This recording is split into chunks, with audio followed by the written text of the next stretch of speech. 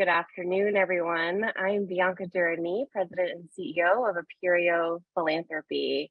It's my pleasure to welcome you to our webinar today on decolonizing philanthropy. Aperio is a nonprofit consulting firm with a vision for a world in which everyone can thrive. We exist to unleash the power of communities to drive change by dramatically expanding resources for nonprofit organizations. Day to day, we work alongside community leaders and fundraisers to develop faster, simpler, smarter ways to generate revenue for important missions.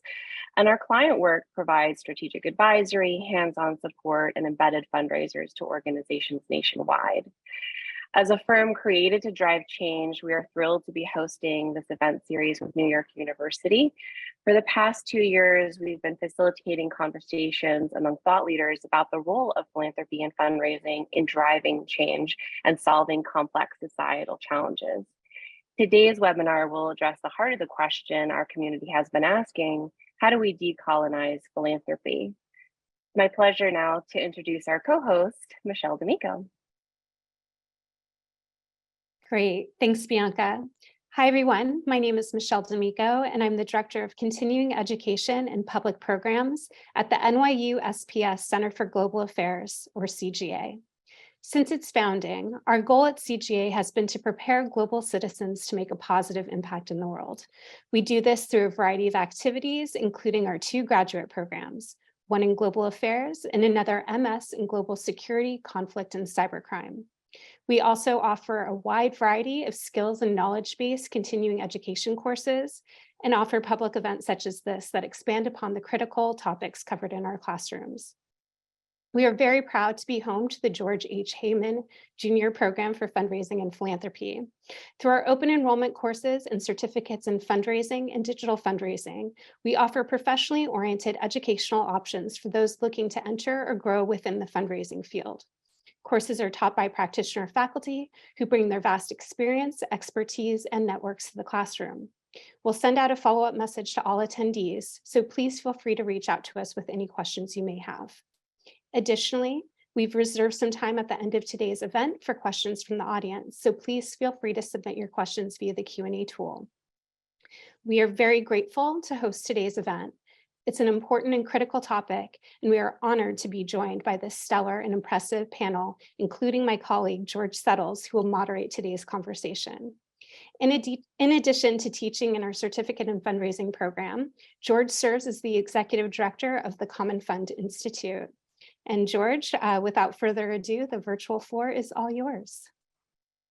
Awesome. Thanks, Michelle. Thanks, Bianca. I'm super excited to be here with all of you. And I feel like we've got a great group of panelists and a great group of attendees as well, as I see the attendance numbers continue to grow. So just super excited to be in community with all of you. So I just want to start by setting the stage really quickly before we jump into the panel. So today's conversation will explore the role of philanthropy in social change, especially in advancing racial equity, racial justice and equity.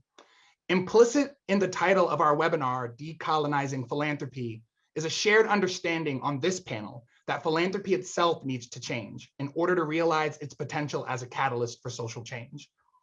We see nonprofits and their philanthropic partners as part of the problem, complicit in systemic racism, and simultaneously as our best hope to change. And so our panelists will be sort of grappling and framing this tension in a way that we hope will be generative for all of you as well. So while you'll hear us be candid about challenges and problems in our sector, the focus of this conversation is, where do we go from here? We'll begin by discussing what the term decolonization means in the context of philanthropy, why we need to pursue it, and what it could look like. Then we'll discuss the big question: how do we do it? Finally, we'll give you an opportunity to ask questions of our panel. To begin, it's my pleasure to introduce this distinguished panel. Cynthia Hurd is the Chief Operating Officer of the Los Angeles Urban League, with more than 25 years of experience in nonprofit management, public affairs, and philanthropy. Previously, she served as the Executive Vice President of the YWCA Greater Los Angeles, where she was elected to sit on several boards, including the California Women League of Voters, USC Black Alumni Association, and KIS Foundation. Thanks so much for joining us, Cynthia. Holly Lee is a founding partner at Radiant Strategies. She has dedicated her career to democratizing and diversifying the field and practice of philanthropy. She is a co-founder of the Donors of Color Network and is also the founder of the Asian Women Giving Circle, which raises resources for Asian American women using the arts to bring about social change in their NYC communities. Ricky Mananzala is the executive director at the New York Foundation and has been active in grassroots organizing, advocacy, and social justice philanthropy in service of racial, economic, and gender justice movements for more than 2 decades. He previously served as vice president of programs at Borealis Philanthropy. And finally, and something that's not in their bio, all 3 of them are friends, colleagues, mentors, and heroes of mine. And so I'm incredibly grateful to all of them for letting me be a part of this conversation. Now that we've got everybody on camera, we're all here, the technology is working, the Wi-Fi is on 1,000, and we feel confident we can move forward. Let's jump right into it. So question for all of you, and I'll start with Holly first, and then I want Cynthia and Ricky to jump in. To get us started, share a little bit about your lens on the conversation that we'll be having today. What does decolonizing philanthropy mean to you, and why does it matter? And as I mentioned, Holly, we'll start with you. Thanks, George. It's nice to see you again. And Good to Cynthia, see Ricky, you it's an honor to share the stage with you guys, and Bianca and Michelle and NYU and Apereo. Thank you for having us all on to have lunch with y'all out here on the Zoom, in the Zoom world. So any conversation around decolonizing, I think, has to pay homage to our dear friend Edgar. This is his book, and he wrote a really important book in our sector. Please go get it. We can share the link later, Decolonizing Wealth. And I'll just read a tiny bit because I think that really gets to the sum of what we're going to talk about today. And then I'll add one sentence about my take on it. So in the introduction, Edgar writes, money is like water. Water can be a precious life-giving resource, but what happens when water is dammed or when a water cannon is fired on protesters in sub-zero temperatures? Money should be a tool of love to facilitate relationships, to help us thrive, rather than to hurt and divide us. If it's used for sacred, life-giving, restorative purposes, it can be medicine. Money used as medicine can help us decolonize. There's something so important in there about how money is just a tool. One of the things that I'm really interested in exploring with you guys and also in my work is how part of what I think we're doing is reconnecting with the cultural heritages that we all have in our past that give us the ground, the roots from which we do this work. I'm Korean American. In my culture, we have something called a ge. I have friends who are from the western parts of Africa or West India, and they call them susus or isusus. My Mexican friends call them tandas. All of us have something in our past, our cultural heritages, our endowments that I think we can all reconnect to in order to make our sector less white, less focused on rich people, less focused on sometimes, in some cases that we all know, dead rich people. So I'll stop there. Thanks, George. Thanks so much, Holly. Cynthia, I want to bring you in. What are your thoughts? Well, thank you, George, and thank you to the incredible panel here. You know, to decolonize the way we donate, the way we view philanthropy is really to relinquish that control and trust the process of organizations receiving funds. So, you know, to me, decolonizing philanthropy must involve an intersectional lens that takes into account issues of gender, age, religion, and ethnicity. And philanthropists should prioritize inclusion of the most vulnerable groups in our society and incorporate them into the strategy and design all funding initiatives. And this is very, very important. Absolutely. Thanks so much, Cynthia. Ricky, what about you? What are your thoughts, sir? Thanks, George. And wow, being on this panel with Cynthia and Holly is just really humbling. So just so happy to be here with all of you. So my lens, as George introduced me, as my roots are as a community organizer. So how I think about this work is my history in social justice movements. And so how I approach my current role at the New York Foundation and philanthropy more generally is remembering what it's like to be a grant seeker and the challenges I face in resourcing work led by young people of color. I've seen firsthand how philanthropy has wielded its power, as we'll talk about today, in ways that have been harmful to organizations and ultimately movements, whether that be by underinvesting in BIPOC-led organizations, creating competition for resources amongst allied groups, by creating funding priorities that dictate rather than facilitate. As Holly said, I think decolonizing philanthropy ultimately means we have to right the wrongs. It's going to require honest reflection, followed by most importantly, action to shift the status quo. And thankfully, there are plenty of opportunities to do this, and those that are already doing it, which I'm excited to talk about today. But why does it matter? I mean, I think I'm saying the obvious here, but it needs to be said. I think if ultimately we want organizations and movements to succeed, we have to resource this work in a way that shifts power from philanthropy to the grassroots. Absolutely, absolutely. And Ricky, that last part, it all resonates with me, but that last part I want to sort of shift on. Cynthia, I want to get your take on this. So a cornerstone of decolonized philanthropy is more connection, more conversation, more love, more trust, more generosity, as you all sort of alluded to and touched on. So it also includes, if we're going to espouse all of those sentiments, then that's going to require a much bigger role for communities in directing how resources are used. So Cynthia, question for you. Share with us your vision for how community leaders, nonprofits, funders, and other shareholders can work together more effectively with all of those sentiments underpinning the work. With the uprise of the previous events over the past, 2-3 years, with the social rise of all the injustices, COVID, in 2020, to reinforce how desperately a paradigm shift is needed in philanthropy, if it hopes to create a more durable solutions to the world's most complex challenges.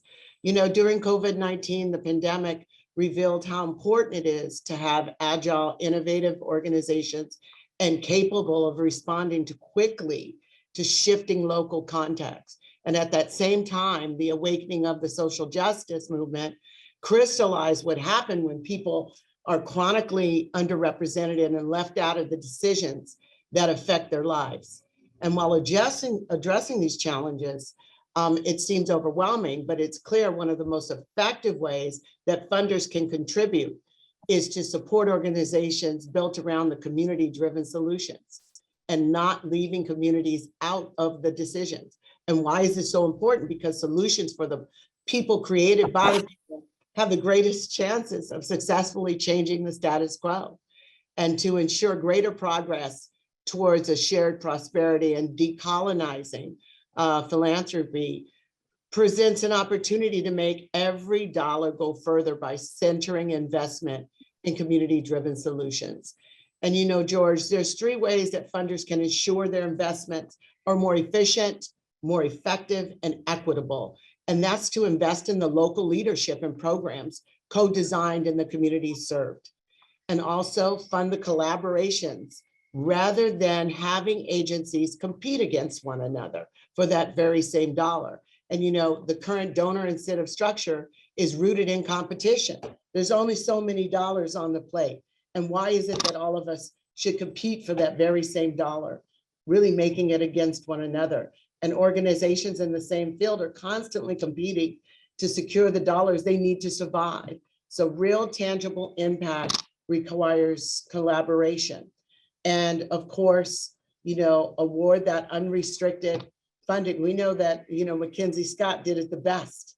She set out there and she let everybody know that by giving away her Amazon wealth and saying that, it's important in supporting the anti-racism work led by people of color, and also her self-awareness. So we should all toast to Mackenzie Scott, in my opinion, for shattering the philanthropic glass ceiling with unprecedented giving in forms of such large unrestricted grants. So, in my opinion, where does this leave us? And my hopes is that the rest of philanthropy moves towards this model of wealth distribution.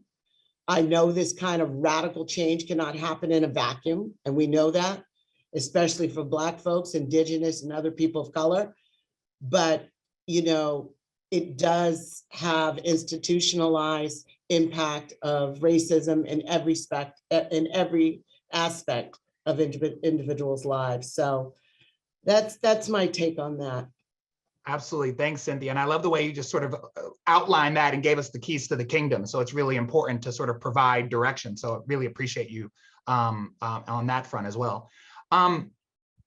Holly, I want to come to you because Cynthia touched on a lot of amazing points, but one of the things that a through line for her comments really focused on a bigger role for communities to discuss how resources are directed. And for you, Holly, a lot of your work has complements that, because it says not only should communities have a seat at the table, but communities can be philanthropic and organize philanthropic dollars to support their own. And so your research has explored this shift to a more collective, democratized approach to philanthropy. So describe to us what that could look like. Well, I can say it in one sentence, honestly. It's like, let's build the party that we want to be at, you know? And if this party hasn't been built for us, we certainly can demand multiple seats around that table, but we can also build our own institutions. We can build our own abundance. We can build on the abundance that's in all of our communities and cultures and families. So I'm going to cheers to Cynthia, because ditto everything. Absolutely, absolutely. And I'm also going to cheers Mackenzie, because she is throwing things, kind of blowing things up in a very amazing kind of way that's not like a Molotov cocktail. It's like kind of inviting in a weird way, even though she doesn't. I would love it actually if she would want to be in a little bit more relationship with the folks she's funding, but I really just appreciate just like the urge to get the dollars flowing.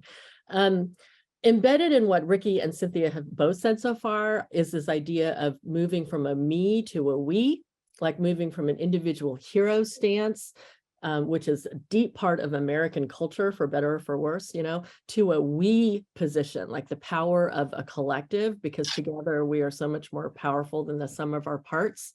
I'm writing a book on this that I'm having so much fun doing, called The Big We, just on this very idea, told through lots of stories of people doing collective giving around the country.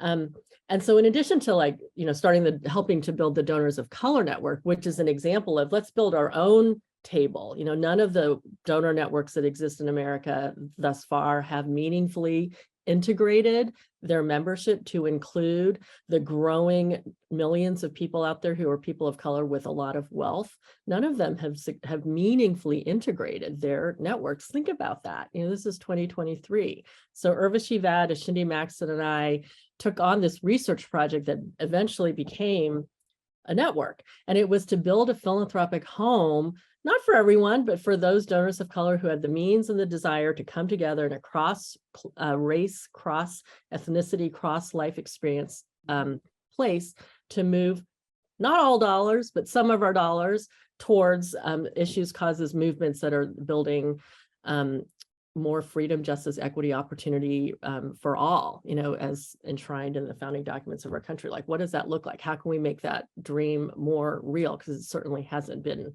real to this point. So there's that whole body of work, which I can talk at length about. George was part of that first team around the table at Urvashi's office, thinking about what this might look like. George was part of the beginning research of this research project. And the second thing I'll want to just put a pin in for later is giving circles, collective giving. I started the Asian Women Giving Circle like 17 years ago, all volunteers. We've moved $1.5 million to 80 amazing projects in New York City, all led and run by Asian American women and gender expansive folks. And it's been a total blast. And this is something everyone can do. And it's inspired by this idea of a Korean ge. After the 2016 presidential election, I joined my first political giving circle. That network of giving circles has moved, I think, $6 million last cycle, which was an off presidential year cycle, to flip state legislatures from red to blue. These are normal, regular, everyday citizens, not uber wealthy, around the country, who are trying to exert the lever of political influence as individual donors, which individual donors can exert all the levers available to us, right, to move change that we want to see in the world. So I'm really inspired by that collective effort to move our collective power in a political arena. Absolutely. Thanks, Holly. Ricky, I want to bring you in. You have a unique sort of perspective in that you've been an organizer. You've got this incredible multi-dimensional lens, and now you're at the helm of the New York Foundation. So as an institutional funder, how are you sort of absorbing your vantage point, and what are you seeing? Yeah, and as I think about our role and supporting social change and where philanthropy has been and where it's going, I think like I said, what we have, and I think Holly said this to Edgar's books, like the resources are And the money we have are the tools and power we have to support change. And so how do we choose to wield our power? It's something I think about all the time. It's how I opened. I shared some challenging examples that I remember from being an organizer and fundraiser.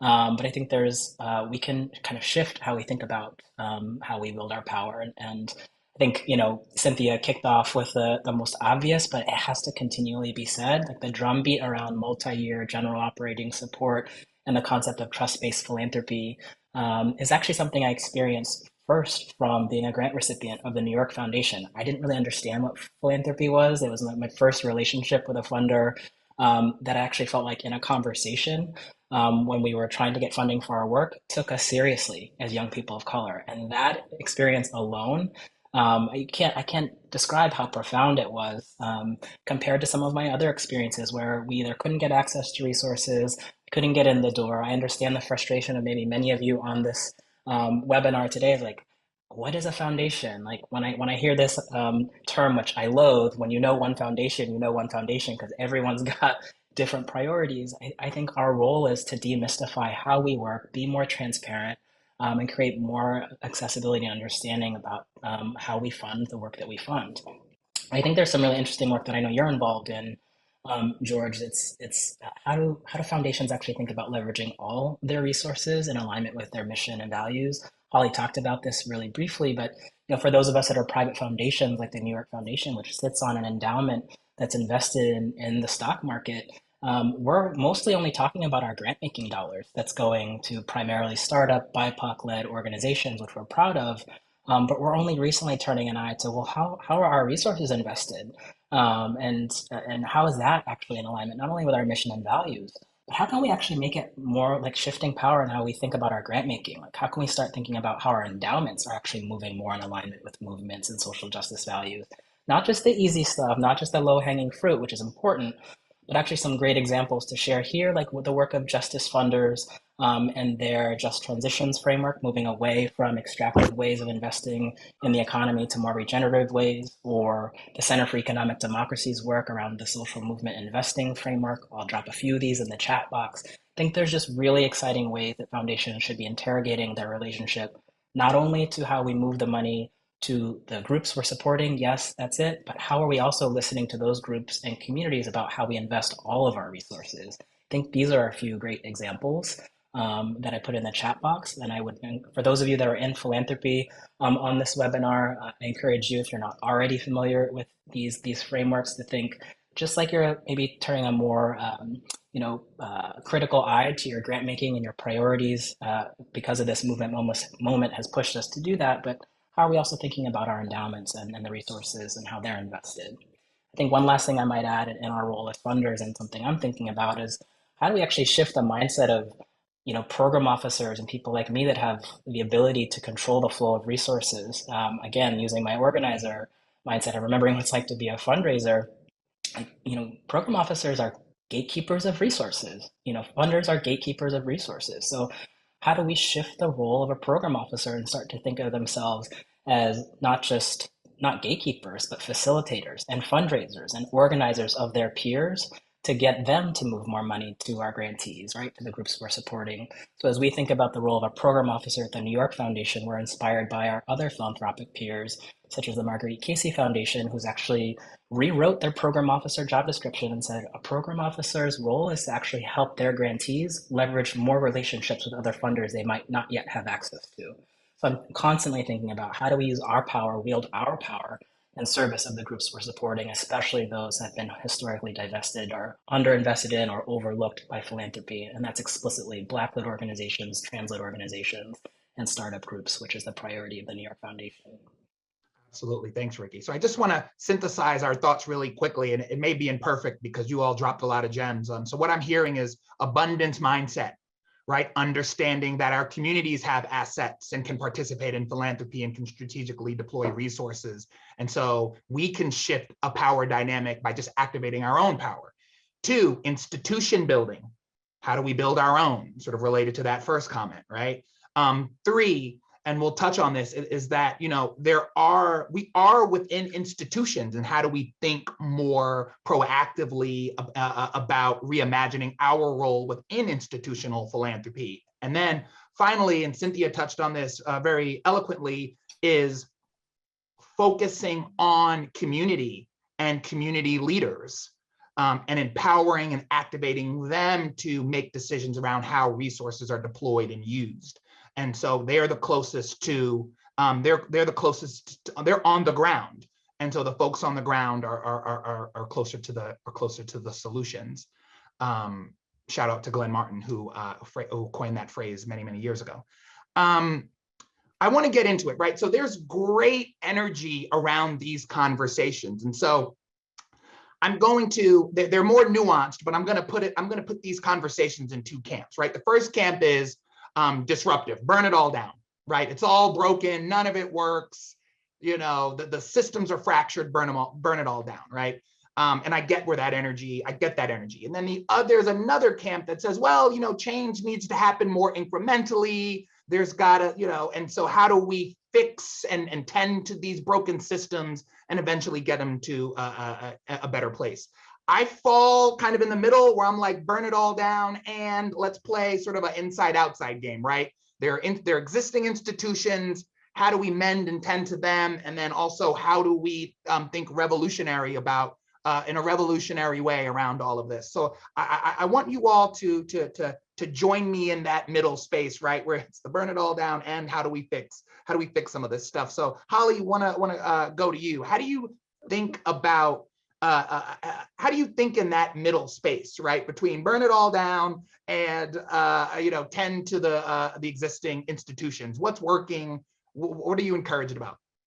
I'm kind of with you in the middle there, George. A little, you know, I'm going to quote my friend and colleague Farhad Ibrahimi, who runs the Chorus Foundation, and he's way more rad than I am. I admire him a lot, and he says that, in his words, philanthropy and what he does is a transitional form. And I love the way he thinks about this, because he has a vision for a world in which there isn't the wealth disparity that we have now. You know, that there aren't that the wealth in America, 80% of the 30 plus millionaires in America are white. You know, like there's so many problematic things about how wealth is distributed in our country.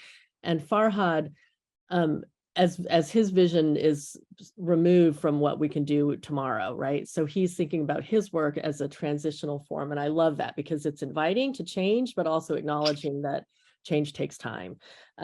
Inside outside is one of my favorite frames. As an example, my dear friend and colleague in this work is Elaine Martin, who runs the wealthy donor group at Fidelity Charitable.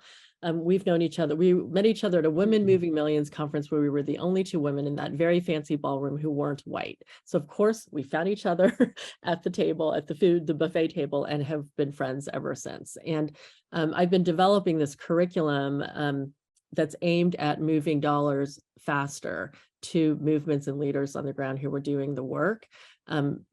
This curriculum is aimed squarely at the wealthiest, livingest donors we can find.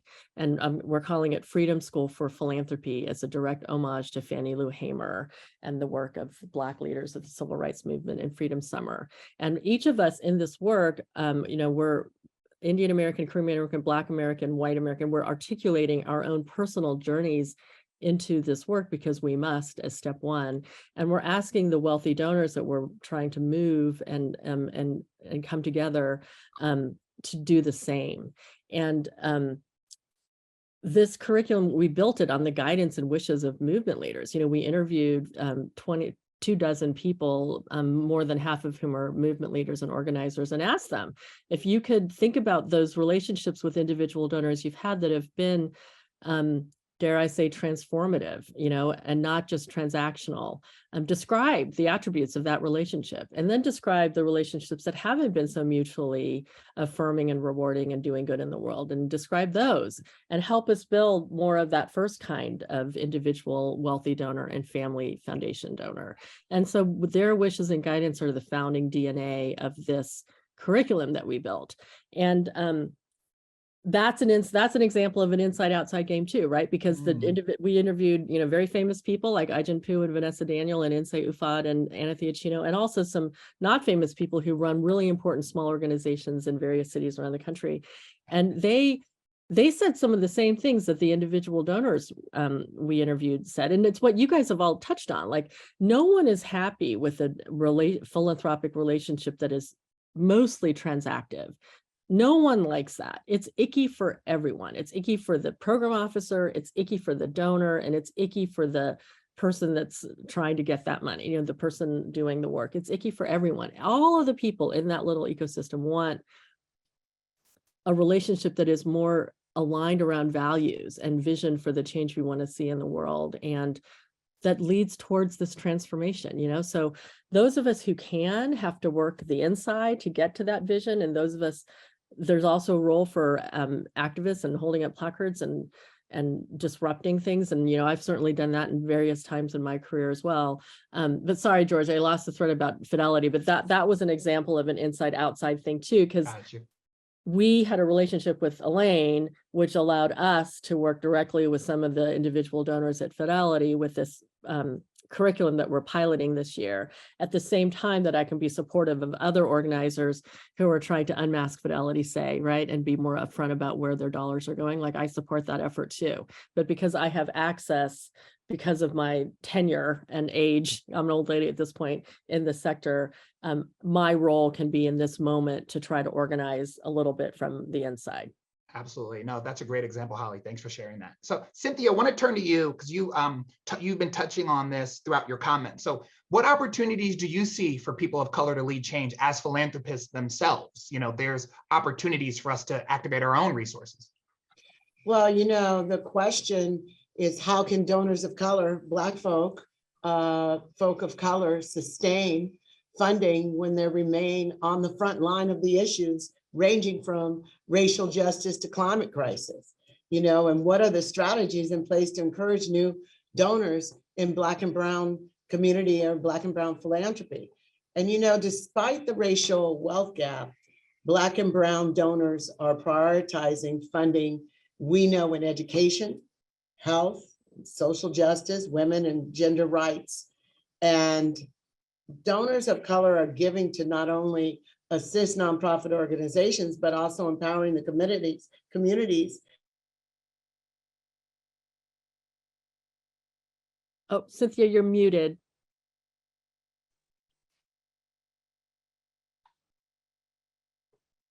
Cynthia, we can't hear you. I'm sorry.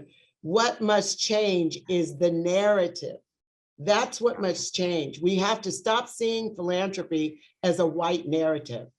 And since Black households have outpaced giving white households, and growing number of Black donors giving nonprofits reasons to be optimistic about the future of giving, and although more can be done to cultivate them, we've got a growing number of Black foundations, businesses engaged in community foundations and giving.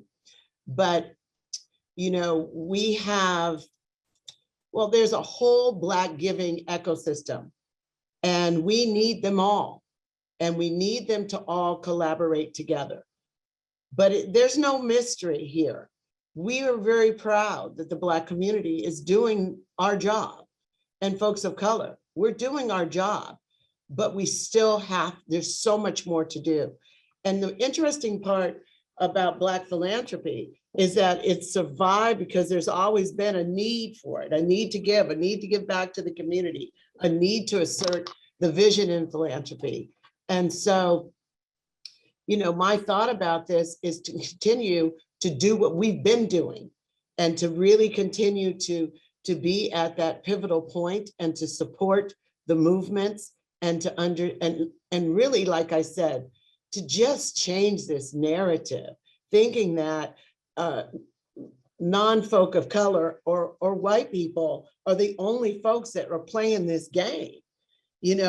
Black folk, brown folk, Asians, the transgender community, the LGBT community, we're in these trenches and we're out here raising money like no other. And so I don't think that model is broken. I think that we can just keep doing what we're doing. And I think we're doing a darn good job about it. It's just that we have to be better at letting everybody know what we're doing. And I know that in that conversation, I'll let Holly talk a little bit more about those statistics, because I think people just don't know that narrative and will be shocked to know the types of work and the types of dollars that were, for example, spent at the African American Museum, anywhere from $1 to $20 million. You know, it's changing the narrative and really educating. Absolutely. Cynthia, what you sharing that inspires me to share sort of an effort that I'm a part of. And Holly, I pay homage to you around this as well. Last year, I got with a group of young Black professionals and we started the New York City Racial Equity Endowment Fund. So that's us pooling our own resources together. None of us are rich, but we take our resources, we pool them together, and we support Black-led nonprofits here in New York City. And so there is real power in activating our own philanthropy. We don't need to rely on institutional funders or older white men as philanthropists to support this work. We can organize our own resources in a way that can be impactful. So I just wanted to share that. You inspired me in that regard. So thank you. Can I jump in, George? It's such a good segue to this. Sure, go for it. Yeah, but then I want to make sure we get Ricky too, because he's Ricky, chomping sorry, at the I'm bit. putting it in. Chomping at the bit. You can take my next one, whatever. No, all good, all good. To you. Irv and Ashini and I wrote this report called Philanthropy Always Sounds Like Someone Else, a portrait of high net worth donors of color. And to Cynthia's point, so this report encompasses themes and stories from 113 wealthy individuals of color across the country. And I've gotten to interview 150, the funnest thing ever. I mean, I could do this till I die. It was so much fun to get to do this work. I've been able to interview 150 wealthy folks of color across the country at this point. But just the 113 in here, I'll share two statistics that get to exactly what Cynthia is saying. If the average annual giving of the 113 people in this report, the average annual giving was around $87,000 per year. 22%, almost a quarter of the people that we interviewed reported liquid net assets north of $30 million. Almost a quarter of the people we interviewed in this report reported liquid net assets north of $30 million. We ourselves were surprised by the wealth because we had our own biases about what we would find. We had to revise our wealth bubbles that you check off upwards because the people we were finding and interviewing were so wealthy. And we weren't going for the well-known people. I mean, if LeBron had called me, I would have hopped the next plane to wherever he was and interviewed him. But we weren't going for the Oprahs and LeBrons. We were trying to find the millionaire next door. So most of the people, no one in this report, maybe one you would have heard of, but most of the people you haven't heard their name. So just to second what Cynthia said, there's a ton of wealth, it's untapped. Many of these people are not involved in philanthropic networks. They're super networked, but they're very much not networked philanthropically. So there's a ton there that we can talk about another time. Ricky, over to you. Absolutely. Ricky, please share drop your gems, sir. Drop your gems. Right. Well, first, Holly, I'll always cede my time to you, Ashindi and Urvashi. Rest in peace and power, Irv. Yeah. I think so in terms of on the institutional side of philanthropy, how do funders change? I think my prompt is also how do we keep the momentum or even pressure for change we're seeing in the philanthropy is the past couple of years, there's been really exciting statements, right, about commitments to racial justice and equity, to shifting restrictions on funding to more multi-year general operating support. These massive changes we saw in a short amount of time was really inspiring. And then just a couple of years later, we're starting to see some rollbacks at some of those shifts. And so I think first is moving from statements to action is certainly something I know we all want. That's the basic starting point. But I actually think there's a little bit more to that. It's the action that matters, yes, but more specifically the transparency about how we're doing to the commitments we said in our statement. And not just the good stuff. I think actually what's more interesting is where philanthropy has fallen short. There's some great examples of folks that are doing and putting out there more transparently what they're funding, how they're funding, what they've learned, what they've changed, but also not as many hey, here's what we said, here's actually how we're doing, and here's where we've fallen short. I think the Katali Foundation, I'll just put one here, some great reflections they've shared as a foundation on a number of things, really like celebrating about the, transparently what they failed at. I think is a great example. What foundations can start doing more of, which is built on this idea of more transparency, demystifying what we're doing as foundations, as I said earlier, how to access our funding, among other things. I think another area where we can kind of put the pressure on, really, I think it's coming from many of you, I think, actually on this webinar that are on the grant recipient and fundraising side of things, is continue to put the pressure on us as funders. There is a power dynamic there. It's easier said than done, but I know philanthropy is listening. We do not want to be held up as examples of as gatekeepers to resources. Many of us actually want to be true to our commitments, and we need to open ourselves up to criticism. So I'd say for those of you on the call is to be, again, in fundraising and nonprofit positions, is to work with your peers. And as Cynthia said earlier, and I mentioned in my opening, I've seen how funders create competition amongst peers, and actually it's divisive and it waters down the work. So how can you come together as partners and approach a funder and say, hey, we're competing for these resources, and here's actually how that's diminishing our power, right? And then finally, I think, like I said earlier, the way I think about the role of program officers and those of us in foundations, to keep the momentum going around the shifts, is to organize our peers, provide concrete opportunities for how they can change, listen.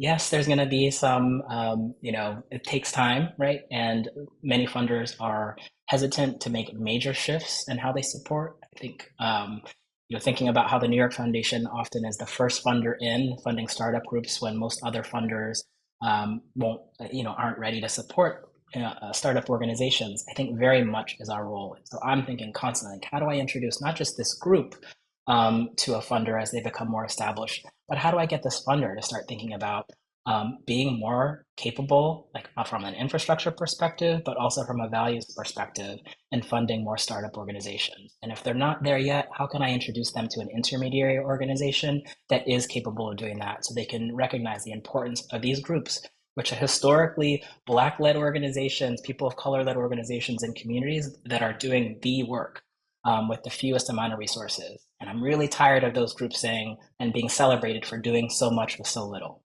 And so I think a lot of keeping the momentum is saying our role in philanthropy as our peers is in organizing each other. Absolutely. Thanks, Ricky. Thanks. The Q&A box is on fire. So do you all mind if we transition to Q&A, because some of these questions are juicy and I want to get your takes on it. So I'll jump into the first question. So if philanthropy is to be decolonized, then donors need to have more conversations with grantees, but so many can only get in by invitation. So there are only but so many grantees that can get a seat at the table. How can the donors work harder to get to the doers and lower the barriers to entry for new potential grantees? And Ricky, I'll start with you and then go Cynthia and Holly. Yeah, I mean, I think I like the paradigm shift here, right? As donors actually should be seeking out the relationships and the work more proactively rather than passively waiting for groups to seek them out, and given the power imbalance. I think actually the way I ended earlier to say, like, donors actually need to be seeking out networks and organizing themselves and finding their peers and finding their communities and to some extent their political home, identifying with other folks that maybe are further along on their journey of identifying their priorities and relationships with groups on the ground. Obviously, Donors of Color Network is a great place to not only be building community amongst like-minded donors, but also to be strategizing on where to move those resources.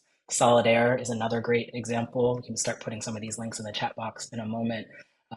And resource generation for young people with wealth, finding community, doing the political education, understanding the source of their wealth, and identifying how to not only redistribute their resources, but where to identify where the resources are most needed. Again, finding those networks and communities to connect you with those folks on the ground and building right relationships with those groups.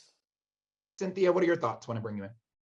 Well, donors have to have access, but I think what has happened, and Ricky, I love you, but foundations, it's like some anomaly.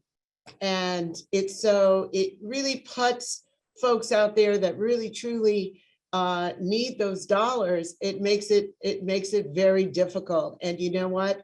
Doing a dog and pony show for $2 or $3 really takes away one's desire to even start doing the dance.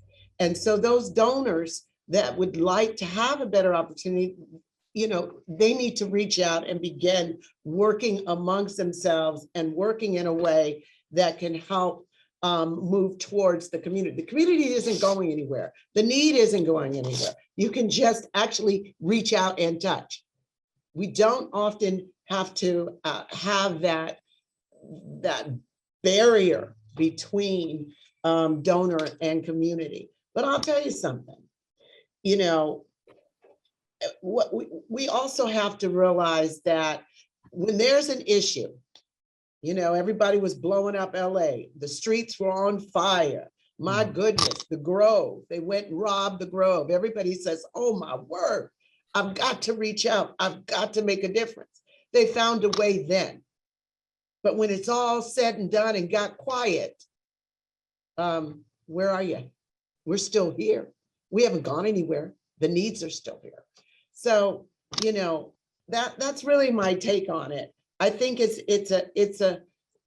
we have to restructure the dance. We have to restructure the dance. Absolutely, absolutely. Holly, what are your thoughts? I don't have a lot to add. I mean, to add to the great group that Ricky mentioned, if you're a little bit more of a beginner on this journey, I would say go to your local community foundation or find a women's foundation in your town, because they aggregate and know a lot about the organizations doing good work in that town, or your area, or your neighborhood. And it's an efficient way for a new donor or a middle, you know, starting a journey donor to get to know about the nonprofits in that area. And it's a good question though, like that Cynthia's raising about efficiency. Like typically in our sector, we've talked about like what's efficient for the donor, especially if you're a big donor. But if we flip it and ask what's efficient for the ED, what's efficient for the executive director, what's efficient for that nonprofit that's trying to raise money, and what's most efficient for them is to get in touch with a collaborative, because then a donor collaborative is like an aggregator of a lot of different donors. And so if you're an ED, getting, you know, into that world is like a great idea, because then it's just so much more efficient for the person who's trying to raise the money. And one story to share, I interviewed Ai-jen Poo, who's a MacArthur Award genius and runs the National Domestic Workers Alliance, for this Freedom School for Philanthropy curriculum. She told me she spends upwards of 80% of her time fundraising, and she's a MacArthur genius. And Ai-jen's genius is strategy and organizing. And it's a tragedy that she's spending 80% of her time. I mean, I could have caught her on a bad day, but clearly the gist is the gist. 80% of her time on fundraising. You know, she has so little time to strategize her organization and virtually zero time to strategize with other people in adjacent bodies of work to bring our movements together and move us forward. That's wrong. So whatever we can do on the resource side to free up more time for someone like Ai-jen to have more time to strategize and spend less time fundraising, we should do that. Yeah, no, absolutely. Sorry, the Q&A box is lit up, so I'm trying to synthesize, George. Synthesize. I'm trying my best. We've got really engaged, you know, highly brilliant folks on this, so the questions are so complex, and I'm like, okay. Here's one that I think is really interesting, and that sort of like is existential to the field. So Cynthia mentioned the pitfalls of competition for donor dollars. So for the panel, what are your thoughts on sort of philanthropy's relationship to capitalism and the nonprofit industrial complex, and how can we move forward when these structures are so intertwined and complex? I'll start with you, Holly, since we ended with you. What are your thoughts about all? I know it's a difficult question, but it's an important one for us to at least grapple with. So if you think about a Venn diagram of different ways that we can influence the world in accordance with our values, there's the civic sector, which is like philanthropy, which is about a $450 billion world. And then if you compare that to what the dollars moved in the capital markets, how many is it, George? It's trillions of dollars. Trillions, tens of trillions. Right. And then government dollars is another couple trillion or whatever. philanthropy is like tiny. So if you're an individual wealthy donor, sure, you can spend all your time and energy trying to move this tiny little lever. But the benefit of being a family, an individual, like some of us working in C3s are more constrained as a C3, but individuals can try to exert our influence on all of these different levers, like time, talent, treasure, testimony, ties, to like move your electeds, work for tax reform, work on all the bigger lever things at the same time that you're working on your philanthropy. That's how we address this philanthropy as a transitional form thing right now, right? Is to try to do our best to make tax policy dwarfs the dollars moved in philanthropy, right? So I'll stop there. Got you. Cynthia, I want to bring you in. What are your thoughts to this very complex question? Well, we asked those naysayers to take a critical look at how this is all rooted in kind of an imperialistic mindset that blames communities in the needs of their problems, and rather than seeing them as the solution for the problems. And so, I tread lightly on this one. I tread lightly on this, and I will defer the rest to Ricky. I'll stay with just that. Got you. I see that twinkle in your eye, Cynthia. We're gonna have to get on another private Zoom. I need whatever else is going on in that mind of yours. I need that. But I understand. We will move on. Ricky, what are your thoughts? Well, you mean like how do we undo capitalism in the nonprofit industrial complex? I mean, Yes, it's like a please. very simple question. In 30 to 45 seconds, if you could answer that question, that would be great. I'm like Cynthia, give it a hard pass. But what I will say on this is, what are groups doing as alternatives? I think just like there are interesting models for giving right now, like Mackenzie Scott, there are groups that are saying this system is so broken, we're not even going to play in it. We're going to come up with our own alternative ways of funding our work that goes beyond the individual donor and the institutional donor, thinking about not becoming nonprofits altogether, we're seeing more LLCs, we're seeing more just cooperatives, for-profit ventures that folks are building in their communities. And I'm looking at that. I'm excited about, I think that to this question is not how do we operate within this kind of broken system, but what are groups doing to challenge it, both on the philanthropic side and resourcing how they resource their work, but also like just on a practical level, logistically, the organizations that we're starting to see at that very micro level in New York, so interesting and do not fit within the nonprofit industrial complex system. Absolutely. So Holly, I want to circle back to something that you talked about. It's just sort of like when and Ricky and Cynthia will resonate with you when we talk about the organizing and advocacy piece, right? Is that can we elevate our advocacy, for example, to demand more transparency in donor advised funds, for example, right? And advocate for more accelerated disbursement of resources coming out of DAFs. And so that's something where we can educate ourselves about and play that inside-outside game, right? And so for folks who have access to DAFs, encourage donors to release funds, and at an accelerated pace. And then also at the federal level say, hey, we want more transparency around donor advised funds. We want to understand how that vehicle is being used in a philanthropic way, and then encourage accelerated disbursement. And so that's another, as we're all talking, that's another really good example of that inside-outside game. Holly, you mentioned Fidelity, 100% right? agree. They're like the second largest, or maybe even the largest. DAF platform. And so how do we use our friends on the inside and say, hey, we need to work on this while at the same time, advocating and organizing for more transparency and accelerated disbursement. So, and who's going to be the best organizer to try to move Fidelity, which is right. full of really good people, but they're not allowed to opine on some of these legislative efforts, right, around DAFs. The best people to organize within Fidelity are Fidelity's DAF holders, the Fidelity wealth holders themselves, I think. So if we have access to those guys and we can do what we can to flip a few of them into that organizing role, because organizing is everything, then that's the play. I also really like what some people like Lem White at Possibility Labs, what he's doing, so he's got a DAF. He's doing all the complicated financial stuff that I can't think about because it makes my head explode. So he's building these structures. So I'm like, thank you, Lem, because then we don't have to figure it out. You're figuring out all this hard hard stuff. So he's building a DAF structure where you're rewarded for giving more of it away within a certain time frame, and you're not allowed to keep it in a DAF, keep your resources in a DAF beyond a certain time frame. I don't remember what it is. So he's trying to do both by building the vehicle for donors who are aligned with there's so many things to spend it on. Let's get it out the door now. And he's built a financial infrastructure to support that movement, to keep that money flowing. Absolutely, absolutely. I'm going to offer apologies to our community out there. We're at time, but there are so many good questions in the chat. We should have note to our collective selves. This is an hour and a half, 2-hour conversation, but we've only got we didn't have that much time. So apologies to folks out there if I didn't get to your really good questions. So apologies. Let's bring it on home. So for each of you, in a sentence or two, what's the biggest takeaway that you want this community to leave with? Ricky, I'll start with you, and then I'll go Holly, and then Cynthia, I want to give you the last word.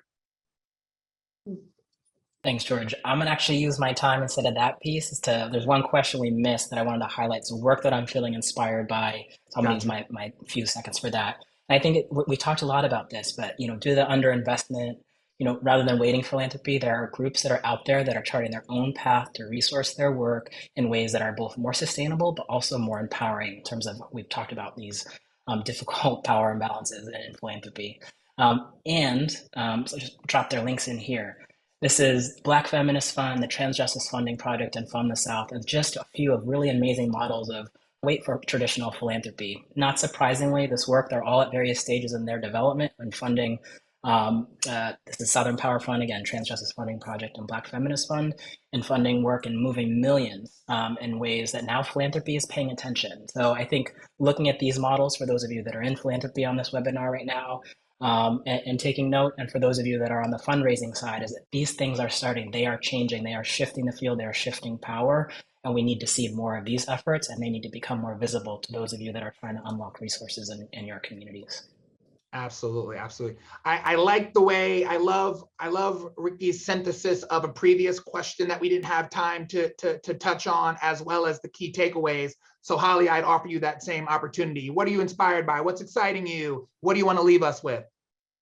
I'm inspired by people like Farhad and Lem and people out there who are really trying to think outside of our philanthropic ecosystem to how we can move all of the things that we can move, whether it's where we shop, who we hire, where we spend our dollars, where we invest our dollars, if we have money to put in a DAF, where we're putting that. The people who are investing in giving low bono and free bono interest rates for community-based organizations to buy buildings, like exploding the ideas of capacity building, that really inspires me. And I wish that we could have seen you on this call. I'd love to know more about who's in our audience, but I really think about the social change ecosystem as a table, and all of us have a seat around this table. The work is really big, so we all need to do what we can to move these values of equity, justice, and fairness forward.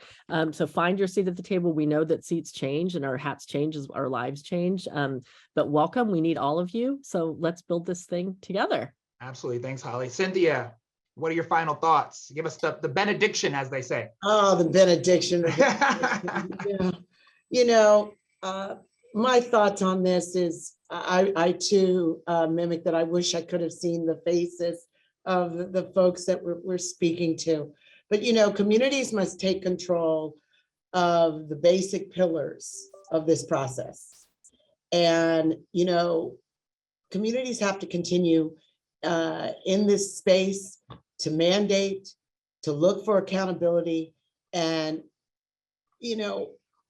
to look at how important it is for proprietorship to really own the game and be true to that voice. And to the foundations, deploy your teams to the community to feel the pulse, to trust the pulse, and to move forward and take a chapter out of Mackenzie's book. It works, it works, it works. And it's really easy to try to script out what one thinks we all need out here, but the problems aren't going away. And in my opinion, just keep looking to the community. The community will really guide you and really become one with the community and stop feeling sorry for the community. But the community really has the power to make the change. And if you listen to them, the world will be a much better place. So thank you. Thanks, Cynthia. It's time for us to wrap up. I'm so sad that our time together is over, but Cynthia, Holly, Ricky, thank you for your leadership, for your generosity. You all inspire me. Thank you to Aperio Philanthropy. Thank you to NYU. Thank you to our audience out there. Appreciate you all. That is the end of our time together.